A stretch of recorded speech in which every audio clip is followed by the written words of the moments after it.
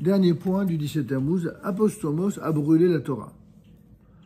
Apostomos a brûlé la Torah et également,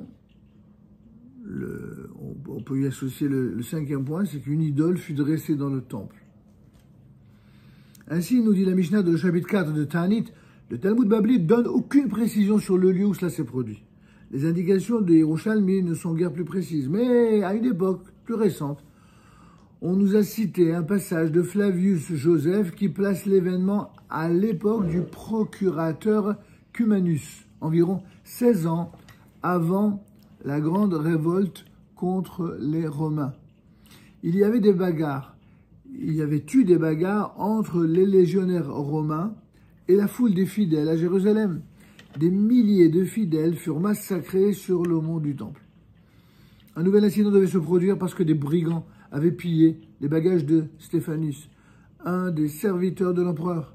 Sur la grande route près de Beth Horon, aussitôt le procurateur Cumanus envoya la troupe dans les villages des environs pour prendre des otages. Eh oui, déjà. La prise d'otages n'est pas quelque chose de nouveau. Un des soldats s'empara d'un Sefer Torah, le déchira en morceaux et le livra au feu. Le peuple, révolté contre une telle attitude, envoya une délégation auprès du procurateur lui demandant de punir le profanateur. Le soldat fut condamné à mort et exécuté, et ainsi les esprits se calmèrent.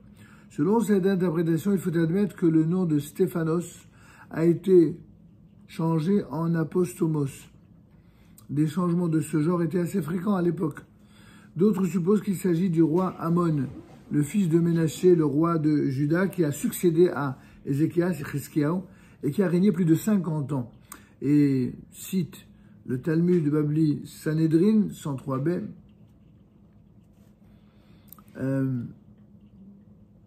On le voit notamment dans son livre sur les trois grands prophètes.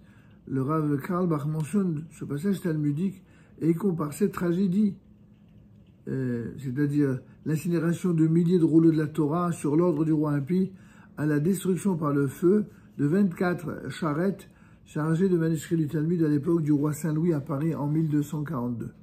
C'est-à-dire que cette obsession des ennemis d'Israël de brûler toujours les écrits sacrés, les synagogues, les choses n'ont pas finalement tellement changé.